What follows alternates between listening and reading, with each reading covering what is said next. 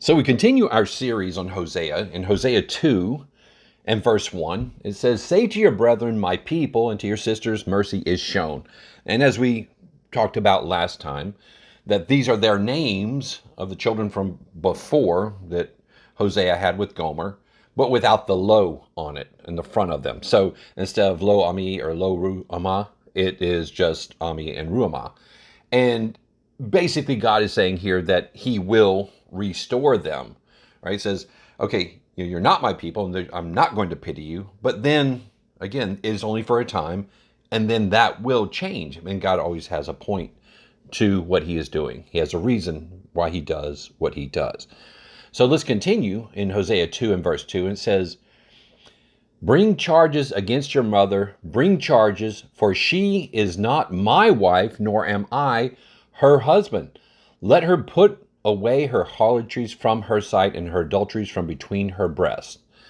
So again, we talk about the bringing the charges against the mother. This is the nation of Israel and its leaders. And the charges are for breaking the law, breaking this covenant, in other words, sinning. And so, yes, she needs to change. But one of the other more significant things here is that, okay, he says, yeah, I'm not going to be your husband anymore. And again, we're going to see this relationship re-emphasized as we go through. And it's a very important thing to understand because it perpetuates not only in the old covenant, but we see it in the new covenant as well. And the problem, and the reason that it was a problem that he was no longer their husband was because of this harlotry, this spiritual whoredom, meaning they are forsaking following God and His ways and going after another God or another husband, as it were. So again, when they're doing this, they are saying, okay, yeah, God, we don't want your ways, your laws, your statutes, your judgments, your precepts. We don't walk in the path of your word. We're going to go over here because, we're enticed away by basically what our eyes see. And this has been the theme here in the first couple of chapters. It is this harlotry and what Gomer represents and what she's inclined to do in a representation of the whole nation of Israel. Verse 3 of Hosea 2, it says, "Lest I strip her naked and expose her as in the day she was born, and make her like a wilderness, and set her like a dry land, and slay her with thirst." So he's saying, okay, if you're not going to do these things, then what's going to now come into effect is Leviticus 26 and Deuteronomy 28, which we call the blessings and cursings chapter. The blessings come for obedience, for following God's way, and the cursings come for disobedience.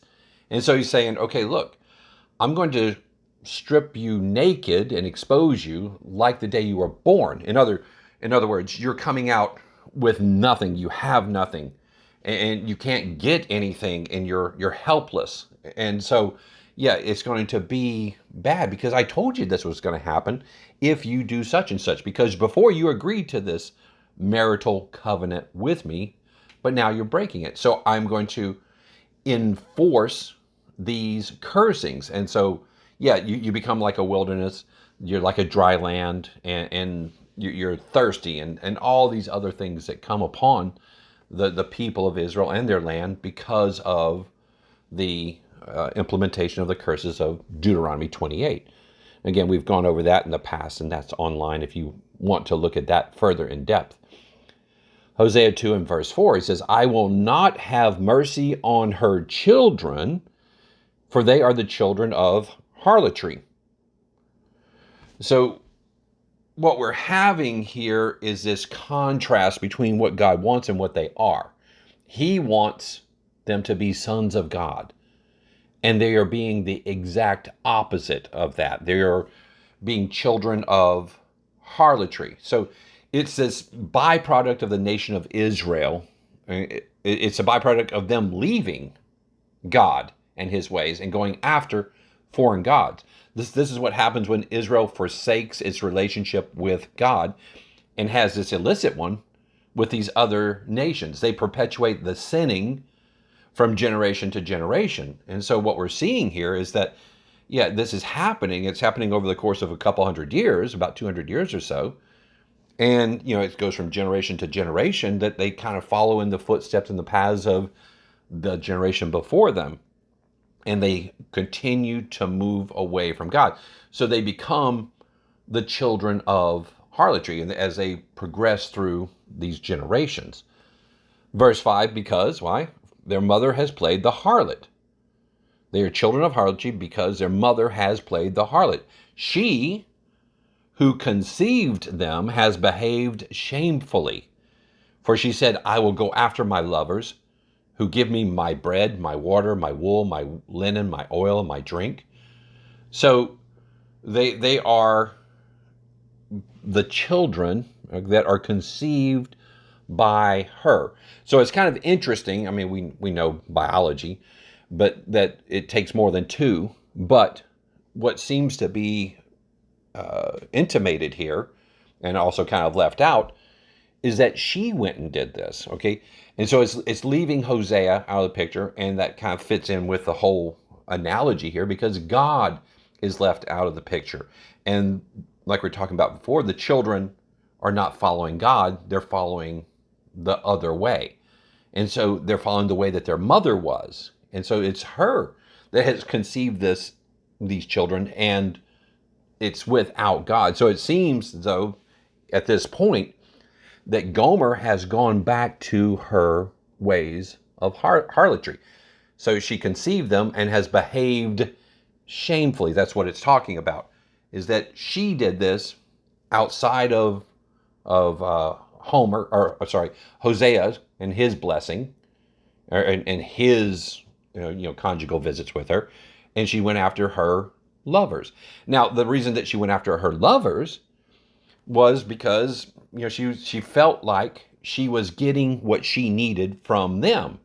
So her sustenance, her bread and her water, the clothing that she had, the wool and the linen, and then the other, perhaps we could call them luxuries, the oil and my drink for moving even above and beyond.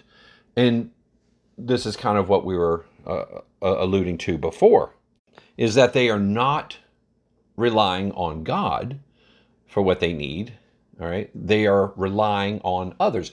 And to a certain degree, implied in that is that they feel that that's where their sustenance and everything comes from. That's where they're kind of, quote unquote, being blessed from, is these other people and the relationship that they have with them.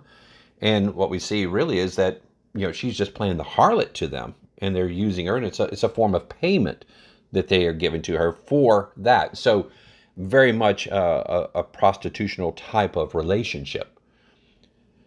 Now, verse 6 and 7 says, Therefore, behold, I will hedge up your ways with thorns and wall her in, so that she cannot find her paths. She will chase her lovers, but not overtake them. Yes, she will seek them, but not find them. Then she will say, I will go and return to my husband, for then it was better for me than now. So again, what you need to keep in mind is that, okay, yeah, we're talking about Gomer, but we're also talking about the nation of Israel. We're talking about Hosea, and we're talking about God as being the husband. And so you really need to be kind of substituting all these things in. It's okay, she's going out, but also, we're talking about the nation of Israel going, and God's saying, okay, I am going to make it difficult for you to go this way, to go and get those things that you think you are getting from them. And it's going to be problematic because I'm no longer your husband that is trying to look after you and bless you in this way. So there's a futility there that's happening to her as she goes. And she's chasing these foreign lovers. And now she's realizing that, okay, that she can't make it to them. She's being hemmed in and hedged and thwarted, as it were, and she cannot catch up to them like she had been in the past. And again, so the cursings are being engaged and coming more to a full fruition. And one of the things I think we need to realize here, and maybe I can interject this and make a analogy with what's going on here in the U.S. as well, is that this was 200 years in the making, right? This didn't just happen per se overnight, this going away from God. but it was over the course of about 200 years. And interestingly enough, we look at the U.S. right now and we go, okay, we've been kind of doing the same exact thing for about 200 years. Now we think we've been getting away with it. We think we can go do whatever we want, that we can leave God and jump into secularism or foreign or false religions, and that everything's been moving along fine. But there's going to come this time when these things are going to be put in place, as we are beginning to see them now, and that the people that we've had relationships with in the past, all right, that we're saying, okay, yeah, we're everything's going real well because we have these relationships with these foreign nations that are not godly nations, and God's going to use them and allow them to, again, mete out the punishment necessary to get her or the nation of Israel to see the error of her ways. But here, she's now chasing them, and it's futility. She cannot catch up to them to get what she needs. And so she goes, oh, okay, well, I will just go ahead and return to my husband then, my first husband, because, well, at least that's better. And so now that's her second choice. And we have to somewhat empathize with this and say, well, how does that make the husband feel? How does that make God feel? What does that make him think if she decides to do this as a last resort because she has no better options? Well, we'll cover that a little bit more as well later, because obviously that's not what you want in a loving relationship between two people. It's no future in it, and you're not able to move forward in the way that you should. So let's continue in verse 8 of Hosea 2. For she did not know that I gave her grain, new wine, and oil, and multiplied her silver and gold, which they prepared for Baal or Baal. So in verse 5, Israel attributed all these things to her other lovers, the other nations that she was getting these things from. And the reality is, he's saying, look, I gave you those things. I blessed you with those things. And the reality is that they should have known this, that they should have read this in prior times. In fact, let's just go look at it in Deuteronomy 8. Deuteronomy 8, verses, let's go 10 through 20. Deuteronomy 8, verses 10 through 20.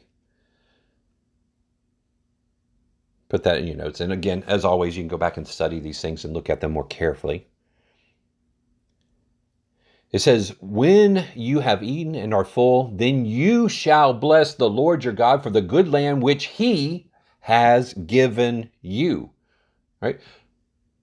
Again, implied right there is what we're going to see here in the next verse. And the verse is beyond that, is that it's God that blesses you. Okay, that's why you have food. That's why you're full. That's why you even occupy the land that you are on and have it. And you're able to grow these things and have the necessities to make this happen, is because of God.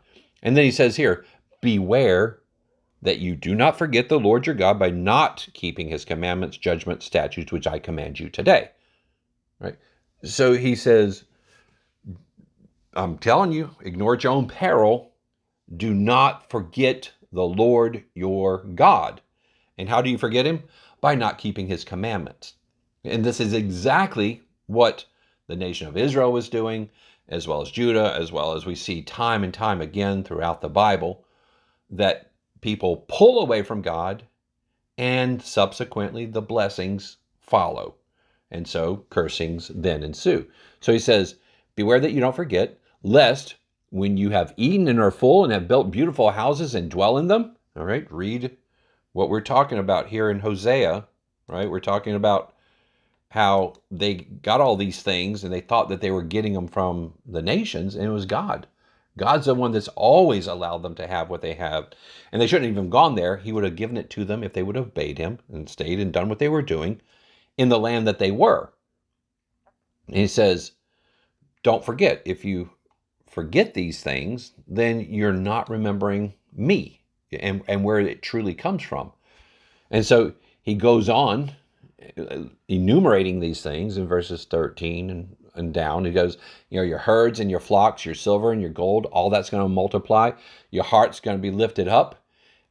And you forget the Lord your God who brought you out of the land of Egypt, the house of bondage. So this is, again, directly relevant to what we're reading here in Hosea. Is that, okay, I was the one that brought you out of bondage. Okay, that's where you're going to return if you do not remember me and remember where these things come from. So, brought you out of bondage, verse 15, led you through the great and terrible wilderness, the fiery serpents and scorpions, a thirsty land where there was no water, who brought water for you out of the flinty rock, and you did a miracle so that you would have it, fed you manna in the wilderness, right? And then, it's verse 17, then you say in your heart, my power and my might and my hand have gained me this wealth. Okay, what does that remind you of? Again, America is great. We are great. Let's us make America great again. Let us, it is by our might and our power that we have the greatest GDP in the world, and that we have, quote unquote, the mightiest army and military in the world, because we're spending the most on it. And so these things matter, right? And that's why we're so strong and why we've been so blessed. He's going, nope, you look in the wrong direction. And this is exactly what's going on here, as well as what was going back on in Israel, our predecessors back in Hosea's time, is that they thought it was by their own power, might, will, intelligence, all these attributes that we all think we have in such a great degree, but nothing compared to what God is. And so then we take our focus off and we're looking in the wrong direction. Verse 18, he says, and you shall remember the Lord your God, for it is he who gives you power to get wealth, that he may establish his covenant, which he swore to your fathers, as it is this day. Again, this is this covenantal relationship, this agreement that God had with the people, and the people said, yes, we agree to this, and we will do it. And everybody says, okay, I'll do my part, and we'll do our part. And he says, you shall remember this. And this is what's being recalled here to the people of Hosea, is that they knew this, but they forgot it. And he goes in verse 19, then it shall be, if you by any means forget the Lord your God, right? That's what we're talking about. They thought it was coming from the Assyrians and the Egyptians, right? And he says, if you forget the Lord your God and follow other gods, exactly what they're doing, and serve them, again, what they're doing, and worship them, I testify against you this day that you shall surely perish.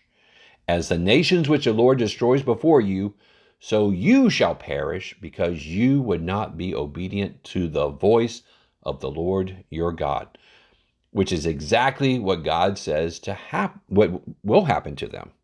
And it did. Verse 9, back Hosea 2. He says, therefore, okay, so because of what happened in the previous verse or verses, right, because of you did not know where this came from, you thought it was coming from your foreign lovers, I will return and take away my grain in its time and my new wine in its season. I will take back my wool and my linen given to cover her nakedness. So he takes it away. Their sustenance, their food, by one means or the other, the wine, the clothing. And in this case, he used Assyria as his rod of anger to go and mete out the justice necessary to chastise his people, to take them out of their land, away from these things, okay, into captivity and enslavement. And this is an ungodly nation that is doing this. And we talked about that as well previously too, that God can use whoever he uses. And again, there are certain expectations that go with this. But nonetheless, Israel says, I'm going to take this away since you have forgotten me. So I gave you that wool and linen, but I'm going to take it back. In verse 10 of Hosea 2, now I will uncover her lewdness in the sight of her lovers, and no one shall deliver her from my hand. So again, she's becoming naked and bared in the sight of all those around her to see that she has no longer the status that she once had. That she no longer has the power, no longer has the goods, no longer has the blessings of God, because God has withdrawn that from them finally. And that now no one's going to deliver her.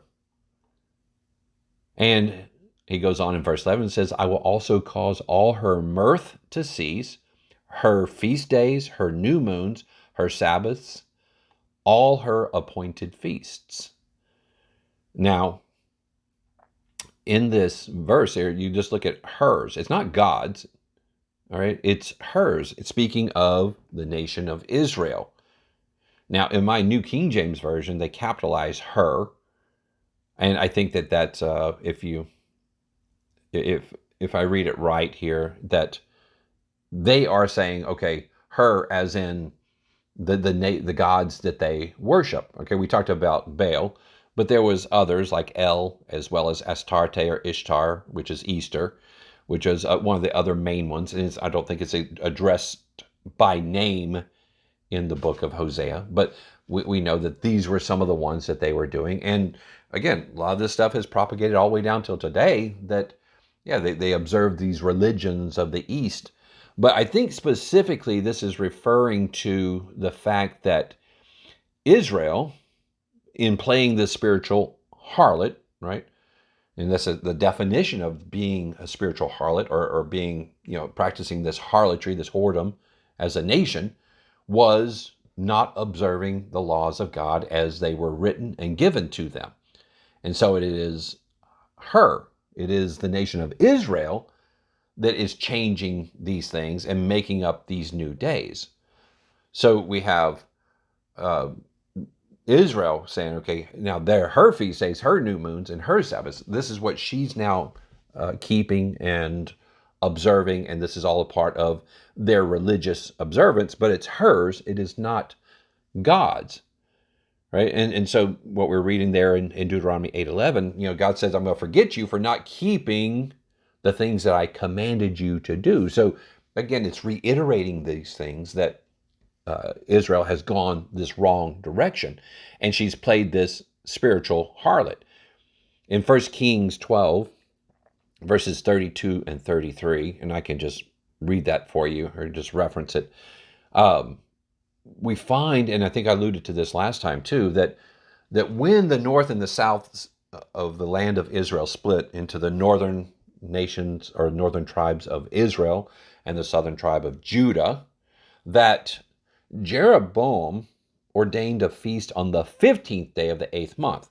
Now we know that the Feast of Tabernacles is on the 15th day of the 7th month, and this was a kind of a simile. It was similar to the Feast of Tabernacles, but it was a month different, right? They started manipulating the calendar, or keeping a different calendar, or keeping it on a different day. Like, again, I think we see happening now within the Church of God. But the thing is that Jeroboam was trying to differentiate between going down to Jerusalem and keeping the feast, and saying, hey, we need to keep these. This is our feast days. And so he tried to lead the people a wrong direction. And he installed his own priests in the high places that he made. Again, whenever you see high places, that's always a bad sign. It's a reference to this kind of idolatry worship. And he made offerings on the 15th day in the month, which he had devised in his own heart. So Jeroboam, as the leader of Israel, representing the nation of Israel, and the people followed him, and people have a responsibility to do what's right, no matter what the leader of the nation does, right? And so they can be held accountable. But he devised this, he came up with it. It was not the feast days of the Lord, which we read in Leviticus 23, I think verses 1 and 2. It says, these are my feasts, feasts of the Lord.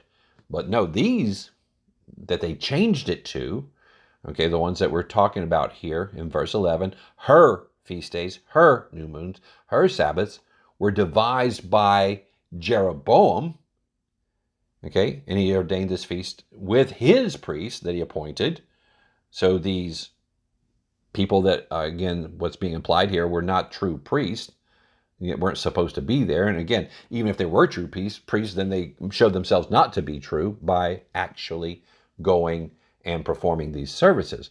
And they offered these sacrifices and burned incense, and they were not accepted by God. That is not acceptable. We don't get to change things up and figure out how we want to do them and say, oh, look, God, I put your name on this, okay? And so, hey, we're all good, right?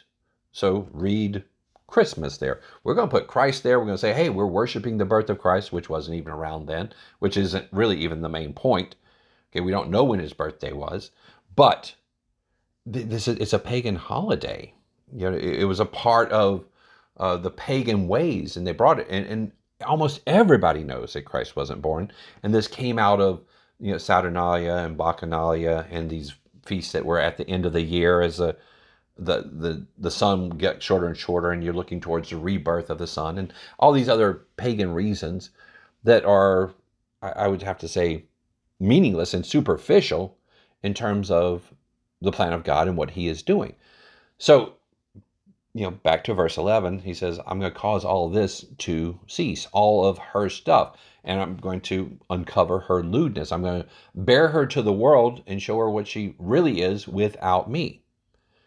Then continuing on verse 12, is in the same vein, I will destroy her vines and her figs, of which he said, these are my wages that my lovers have given me. So I will make them, this is God, I will make them a forest, and the beasts of the field shall eat them. So the wages were her payment for prostitution. So as a harlot, she got these things. So by caving in, succumbing, giving themselves over to the foreigners and relying on them and trusting them and adopting their ways as their own and forsaking God, she got this ill-gotten wage and for what she did.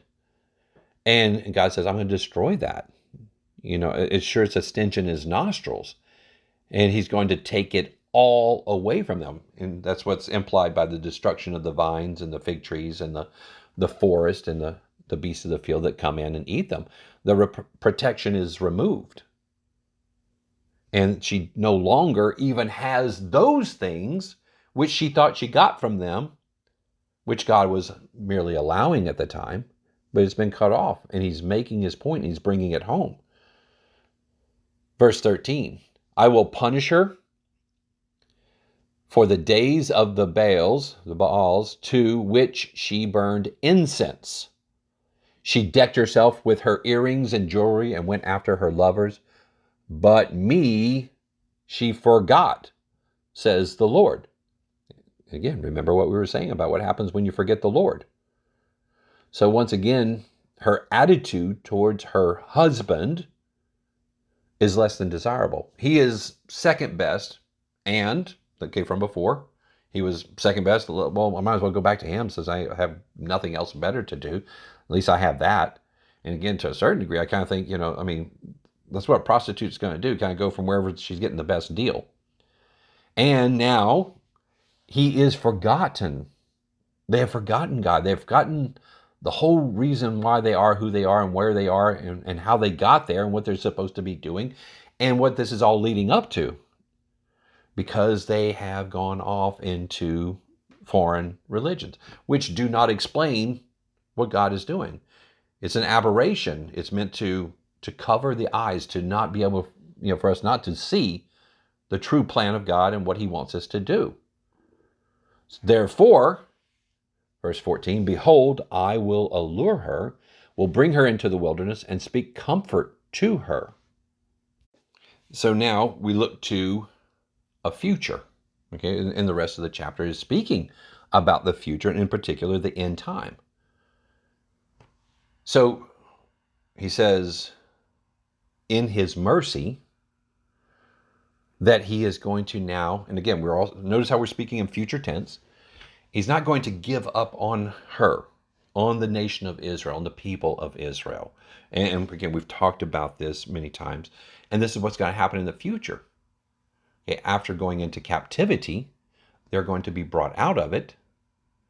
And again, given a chance to have God's Holy Spirit and be able to move forward in this way, as well as those who have since then, before the return of Christ, have accepted him, have entered into this marital, betrothal, this relationship that leads to marriage at his return. So this is now going to be what we're going to be able to look forward to in the future. So this is in the very near future. This is what's going to happen to physical Israel as well as spiritual Israel. And we're going to see that it's going to be kind of mixed in here. But again, we have to understand those who have God's Holy Spirit or spiritual Israel, who are on the track, who are doing what's right. But then there's also at the same time physical Israel, who's not doing that, going into captivity for cause. But now God says, okay, it was for a time, and I will have mercy on you. So just as ancient Israel went into captivity, and again, Hosea is talking about this too, and then they were, in God's mercy, allowed to leave out of captivity after a time, after learning their lesson. So will it be in the future that physical Israel, the modern day nations of Israel, who their descendants are now, in particular the U.S. and the U.K., are going to then go through a very similar thing of captivity, and then they are going to be taken out of that by God. And that's kind of where we kind of picking up this picture here, is that he says, okay, I'm not giving up on you. I had to leave you alone for a while, but I'm going to attract you back to me. I'm going to allure her, he says. And I will, verse 15, give her vineyards from there, and the valley of Achor as a door of hope. She shall sing there as in the days of her youth, as in the day when she came up from the land of Egypt. So he says, okay, this imagery of valley of Achor, and that goes back to Achan, and again, who Achor is named after, back in Joshua 6 and 7. Achor was synonymous with trouble, but now has become a blessing. And I think that's what he's saying here, is that, okay, yeah, you had the problems in the past, but you can look forward to a bright future. So in Joshua 6 and 7, I'll just read a couple verses from there, just for context. In Joshua 6 is verses 18 and 19. He's telling them whenever they go into Jericho, here's what I want you to do. He says, abstain from everything that's accursed, lest you become accursed when you take these things and make the camp of Israel a curse and trouble it.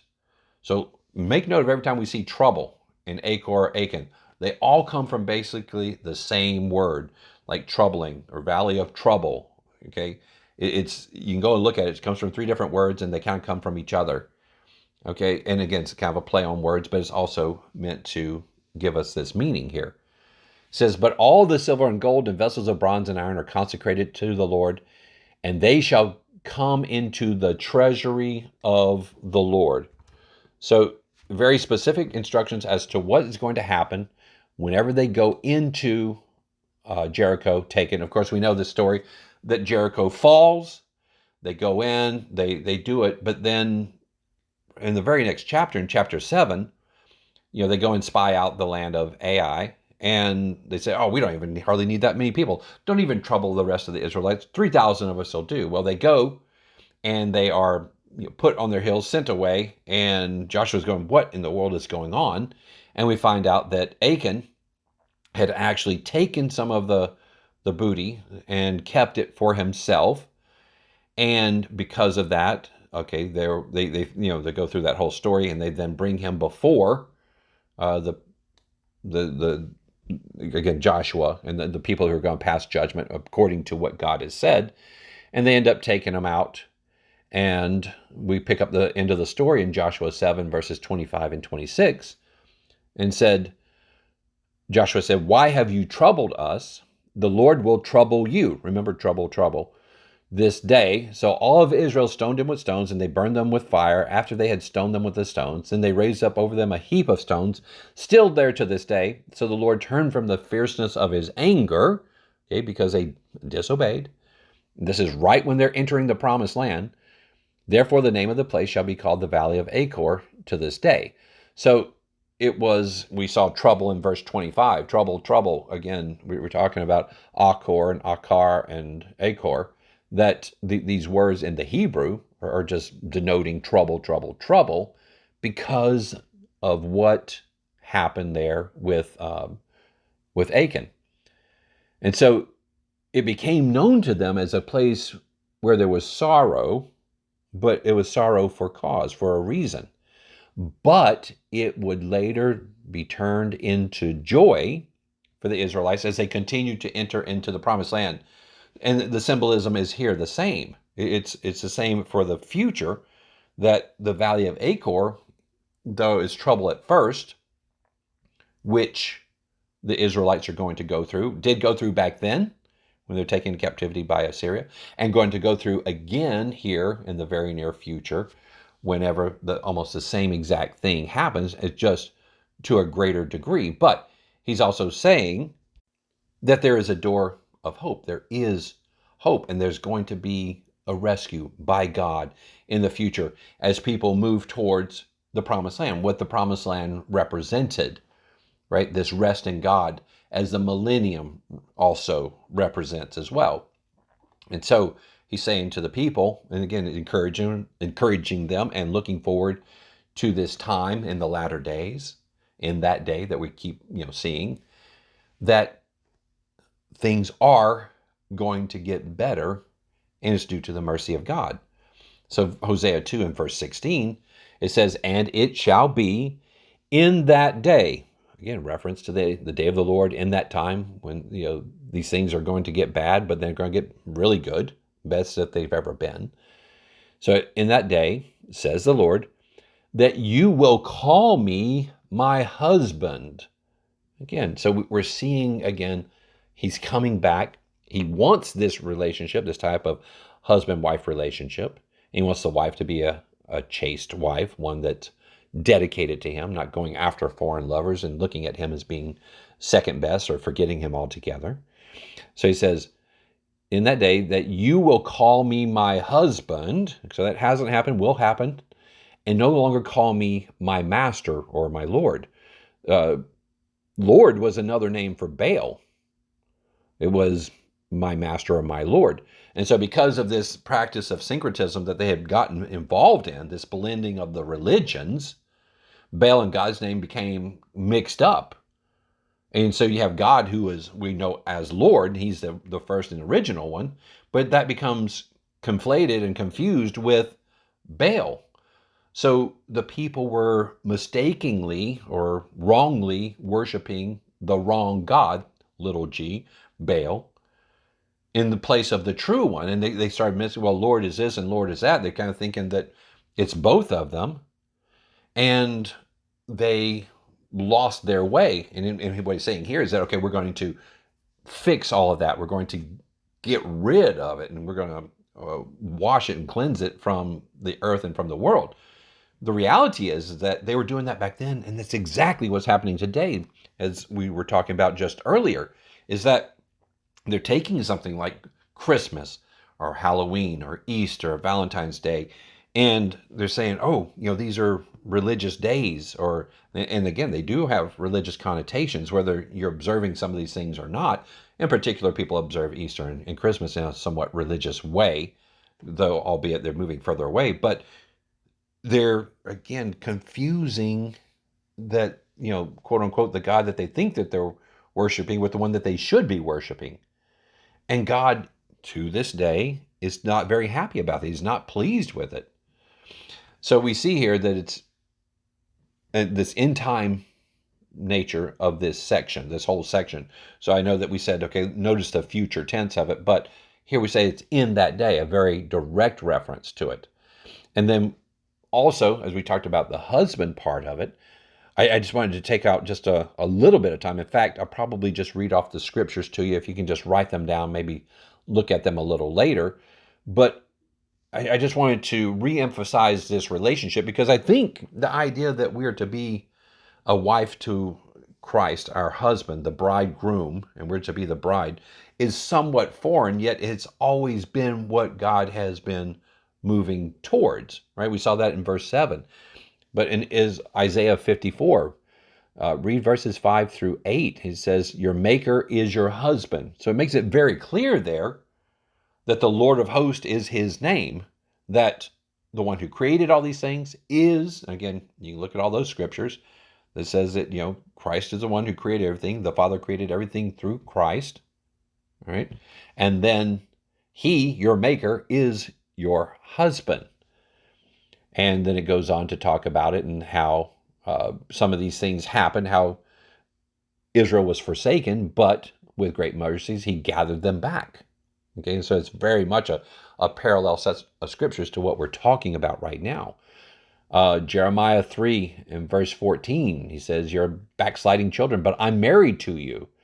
2 Corinthians 11, 2, Paul is talking about how he's betrothed us, how God has betrothed us. And he says, okay, part of Paul's job is to present us as a chaste version to Christ.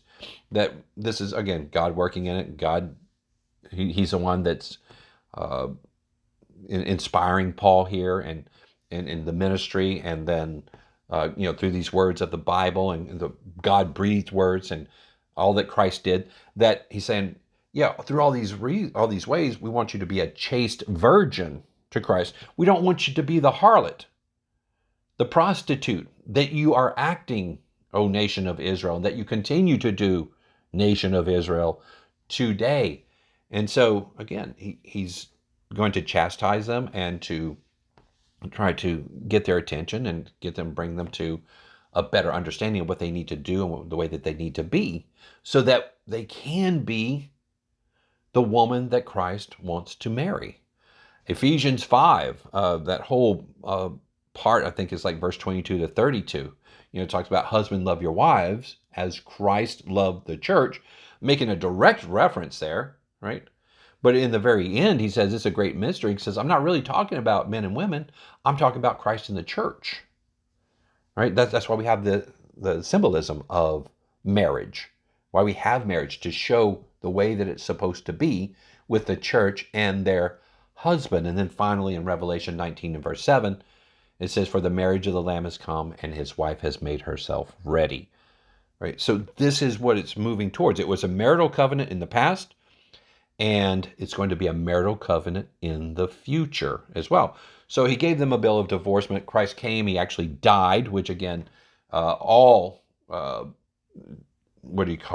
covenants and testaments, they die with the death of the testator, of the person who makes the covenant, who makes the agreement. So when you're dead, all your contracts then become null and void, and you move on as though it's done and over. But he makes a new one, the new covenant, the new agreement with spiritual Israel, and to be a husband to them, and he moves on. So again, we have a couple of things, and hopefully it's not too complicated. We're following it, but we've talked about this in the past, the marriage of Christ. There was a 3 sermon series on that again, you can go back and look at that into greater depth. So in the end, this is what we're heading towards. This is what we're trying to achieve, and by God in us, is that we're going to be like God. Who else is the Son going to marry besides somebody after his kind? And this is one of the great mysteries of the world, that this is the way it's going to be. That, that which is flesh is born of flesh, but that which is born of spirit is spirit. Right? And, Ephesians talks about us being a part of the family of God. So again, there's a great depth here that is portrayed in the words of our Bible. In every verse, as we start to, put it together piece by piece with other parts of the Bible, and we then see the picture more clearly. Verse 17 of Hosea 2. For I will take from her mouth the names of the Baals, and they shall be remembered by their name no more. So, the people of Israel were given instructions that they were not supposed to be talking about the names of other gods. And yet, here they are, they're getting involved in all these other types of Baals. It's Baalim, the many different ones, right? There's only one God, the Father and the Son, that make up the one family, the one God family.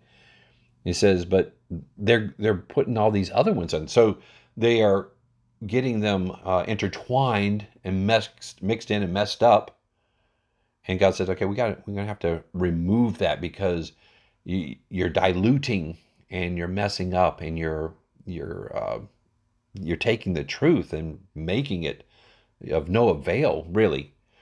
And I think that they said, okay, we're going to look to a time where we're going to take this out of everybody's mouths. And to me, it kind of points to the time when our language is not going to be corrupted with these types of words and phrases from false religion. Zephaniah 3 verse 9 talks about the pure language that's going to come about. So that's going to be interesting. And that we're not going to use the name of false gods to name planets like Jupiter. I don't know what the new name's going to be, but it's not going to be Jupiter named after some false god, which is not a god at all. So it will come to the point that everything's going to be named as the way it's supposed to be, and the names of all these things that have been introduced by, no doubt, by the influence of Satan and the corrupt minds of man into the world, and have become a part of it, and to the point that it detracts from God, his way, and what he's trying to accomplish. So now in verse 18, in that day, okay, we have that pointer to the end times, I will make a covenant for them with the beast of the fields, with the birds of the air, with the creeping things of the ground. Bow and sword of battle I will shatter from the earth to make them lie down safely. Peace will reign on earth. And it's going to be a time when animal nature as well as human nature is going to be changed. Again, put down Isaiah 11 verses 6 through 9 in your notes. Again, scripture that we typically read during the Feast of Tabernacles and the millennium, when these things will come to pass, about the wolf will dwell with the lion, and the leopard's going to lie down, the young goat and the calf and the young lion all together, and a child's going to lead them. And it talks about playing in the cobra's hole and not going to be struck or killed by that. And so it's going to be a time, again, by the power of God, that he's going to change these things, because it's going to get very bad in the end time in terms of wild animals, and that it's going to even make certain places uninhabitable because of them.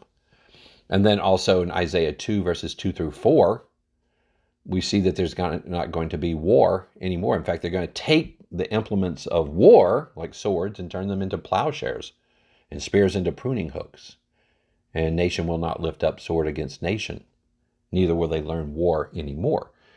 So, as verse 18 talks about, there's going to be this change among the animals and the nature of people. Verse 19 says, I will betroth you to me forever. Yes, I will betroth you to me in righteousness and justice, in loving kindness and mercy. So once again, the fact that it can be forever is an indicator that this is the end time. And it's after the return of Christ. It's when he begins his reign as King of Kings in power and authority. And there's going to be no end to his kingdom. So that's the only way that this can actually even be fulfilled, is in an end time type of fulfillment. And he says, I will betroth you to me in faithfulness, and you shall know the Lord. Again, how is it that we know the Lord? Again, 1 John 2 verses 3 and 4 says, if we keep the commandments, okay, that's how we know that we know him. And if you say that I know him and you don't keep the commandments, then you're a liar. The truth's not in you. Again, this all ties in perfectly with, not only what's above, but what's in the New Testament as well. And the thing is also this concept of knowing the Lord is having this very close and intimate relationship as a husband and wife do. And that is in almost a very literal sense. And there can't be even a closer type of relationship or understanding of what this means to know the Lord. In fact, if you look at the New Testament, I think we all are familiar with the fact that Joseph knew his wife, right? And, but he did not, quote unquote, know her until she had brought forth the firstborn son, Jesus, because they wanted to know that, okay, that it was a miracle and that this was not Joseph's son, right? And so, but the point is that we know that that word to know means to have relations with, sexual in particular. This very close, intimate relationship is, again, the way that we can see this with his wife. But then, if you look at John 17, like verses 3 and 25, it uses the same exact word, know, K-N-O-W, to know. It says, that they may know you, the only true God that Jesus Christ sent. And in verse 25, it says, the world has not known you. The world does not have this very close, intimate relationship beyond, again, don't get hung up on the whole sex part, but it's beyond that. And the bond that you have with him is so close and so intimate. And that's what we are moving to, that this is the way that you become one and the way we become one with God. But he says, the world hasn't known you as I have known you. So the Son knows the Father very intimately. And those that you have sent me, they know you. Right? So when it talks about this in Hosea 2:20, that, and you shall know the Lord, it says the world doesn't know you, but your people do. Right? And that's what it's going to be. That's why we talk about this kind of millennial setting where everybody's on the same page and everybody's moving in the same direction, and that is God's way. So verse 21, it says, it shall come to pass in that day that I will answer. Okay, so he's going to answer whatever the people ask.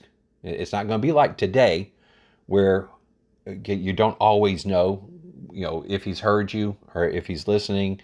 And because he's going to answer, he's going to do these things. And you're going to see it on a much more ready basis than it's now. Again, don't mistake that for the fact that God does hear us. For sure he does. But here he is. He says, okay, it's going to come to pass in that day, at the end time, that I will answer. I will answer the heavens, and they shall answer the earth. So there's going to be rain in due season, what he's talking about here. So rain from the first heaven. It's going to nurture the earth and allow it to produce. Again, this is what we've talked about Leviticus 26 and Deuteronomy 28 again. Blessings and cursings for obedience and disobedience. But he says, in verses 3 and 4, he says, if you will walk in my statutes and keep my commandments and perform them, then I will give you rain in due season. And the land shall produce, and the trees yield their fruit. And we just segue right into verse 22 of Hosea 2. It says, the earth shall answer with grain. All right, so again, we're seeing this relationship between Leviticus 26 and verses 21 and 22 of Hosea 2. That, God's going to answer. He's going to make these things happen, and it's going to yield grain, new wine, oil, like it was removed from them because they're going, and they thought it was by their might or power, or they thought that they were getting it from foreign nations, but it was truly coming from God, and they didn't realize that. But now they're going to know it's coming from God. They're going to see that, and they're going to follow that, and they shall answer Jezreel, meaning what? God sows. Verse 23, then I will sow her for myself in the earth.